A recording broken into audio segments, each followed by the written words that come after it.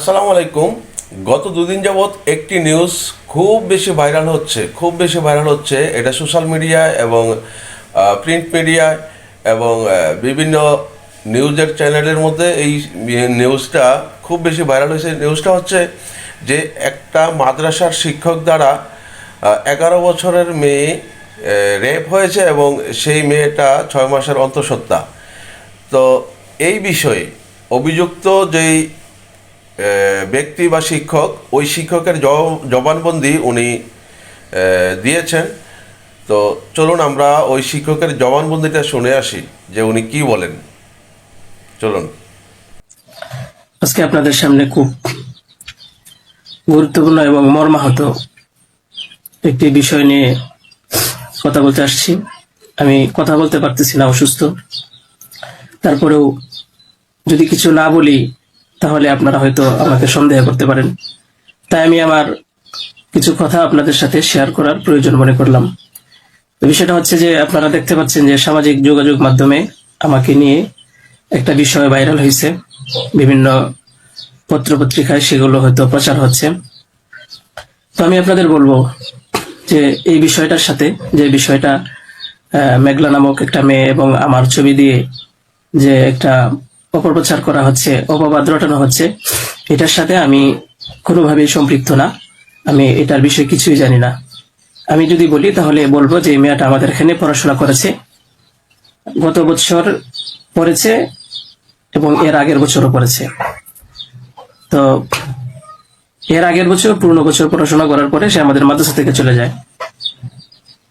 তো পরবর্তী বছর যখন মাদ্রাসা শুরু হলো তখন আমরা খোঁজ নিয়ে জানতে পারলাম যে কে কে আসে নাই।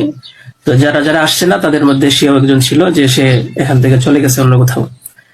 তো খবর নিয়ে জানতে পারলাম সে ঢাকা চলে গেছে, তার বাবা মার সাথে থাকে।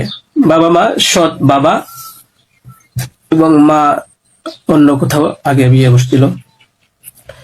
তো বর্তমান যে বাবা আছে মেঘলা, তার মেয়ে না, বরং আগের বাবার মেয়ে সে। তো সে যখন ঢাকায় চলে গেল আমরা শুনলাম, তখন আমরা কিছু বলি নাই, ঠিক আছে, ঢাকায় তো পড়াশোনা বেশি হয়, তাহলে পড়ুক। আমরা আমাদের ক্লাস শুরু করে দিলাম। কিছুদিন যাওয়ার পরে দেখলাম আবার এই মেয়েটা আমাদের মাদ্রাসায় আসছে। তো আসার পরে জিজ্ঞাসা করা হলো যে কেন, কি অবস্থা, কোথা থেকে আসছো? সে বললো যে ঢাকায় চলে গেছিলাম, এখন নানা ভাই জোর করে নিয়ে আসছে আমারে। আমি আসতে চাইছিলাম না, আমাকে জোর করে নিয়ে আসছে নানা ভাই। দেশবাসী, আমি আপনাদের সাথে শুধু এই কথাটাই বলতে চাই যে যে মেয়েটা এখানে আসতে চাচ্ছিল না, তাকে কেন জোর করে আনা হলো? তাকে জোর করে আনার পিছনে কি কারণ ছিল বা তার কি স্বার্থ ছিল? পরবর্তীতে আমরা এটাও জানতে পারি যে এই মেয়েটা তার এই নানার সাথে রাতের বেলা ঘুমায়। সে নিজেই বলছে। কেন বলছে? যখন আমরা জিজ্ঞাসা করলাম যে তুমি হিজাব পরো না, অন্য মেয়েরা হিজাব পরে, তুমি বুরকা পরো না, অন্য মেয়েরা বুরকা পরে, কারণ তার চলাফেরা সম্পূর্ণ আলাদা ছিল। আপনারা চাইলে গ্রামে গিয়ে মাদ্রাসার ছাত্রছাত্রী যারা আছে তাদের সাথে কথা বলে দেখতে পারেন যে সে সম্পূর্ণ আলাদা ছিল। তার কোনো কিছুই আমাদের কমনের ভিতরে ছিল না, আমরা তাকে কন্ট্রোল করতে পারতেছিলাম না। তো সে এইভাবে কিছুদিন থাকার পরে আমরা ভাবলাম যে হয়তো তাকে আমরা রাখতে পারবো না, কারণ আমরা তাকে কন্ট্রোল করতে পারছি না। হয়তো মেয়েটা অন্য কোথাও গিয়ে যদি কন্ট্রোলে থাকতে পারে, পড়াশোনা করে, তাহলে এটা তার জন্য ভালো। তাই আমরা তার গার্জেনের কাছে বললাম, তার মাকে আমরা বুঝাইয়া বললাম। আমাদের উদ্দেশ্য এটাই ছিল যে তার মা যেন তাকে বুঝিয়ে বলে যায় যে হুজুরের কথা মেনে চলবা, মাদ্রাসার নিয়ম কানুন মেনে চলবা, এই কথাগুলো উনি বুঝিয়ে যাবেন। কিন্তু উনি কি করছেন যে ওনার মেয়েকে উনি বলছে যে না, আমি এখানে রাখবো না, নিয়ে চলে যাব। তো আমাদের এখান থেকে প্রায় 5-6 মাস আগে আমাদের মাদ্রাসা থেকে নিয়ে চলে গেছে।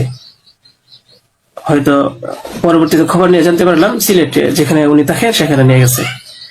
তো নিয়ে যাওয়ার পরে এখন কিছুদিন আগে আবার আসছে, এসে বলতেছে যে এই দুর্ঘটনা যে খুব বড় সমস্যা। যে কথাটা শোনার পরে আমার মতো একজন সাধারণ মানুষ, আমি আর সহ্য করতে পারছি না, আমি আর নিজেকে ঠিক রাখতে পারি নাই। আমি একেবারে অসুস্থ হয়ে পড়ছি। কারণ আপনারা হয়তো জানেন যে অনেকেই, আমার ফ্যামিলি আছে, আমার বাচ্চা আছে, আমার বিবি সাহেব আছে, আমার আত্মীয় স্বজন আছে। আপনারা বলুন তো, আমার নামে যে বিষয়টা প্রচার হচ্ছে, এটা আমার ফ্যামিলির লোকেরা দেখে আমাকে কি বলছে, কি ভাবছে? আপনারা সঠিক তদন্ত করুন। আমি কখনোই দেশের আইনের প্রতি অবাধ্য না, আমি শ্রদ্ধাশীল। দেশের আইন আছে, সে আইন সঠিক অপরাধী যে তাকে খুঁজে বের করবে।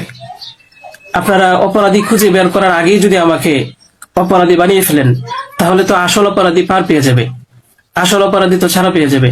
আপনাদের কাছে আমি অনুরোধ করে বলি, আপনারা আসল অপরাধীকে খুঁজে বের করুন, টেস্ট করা হোক যে আসলে এই বাচ্চা বাবাকে। আপনারা আমাকে টেক দিচ্ছেন, বিভিন্ন পত্রপত্রিকায় টেলিভিশনে বলা হচ্ছে।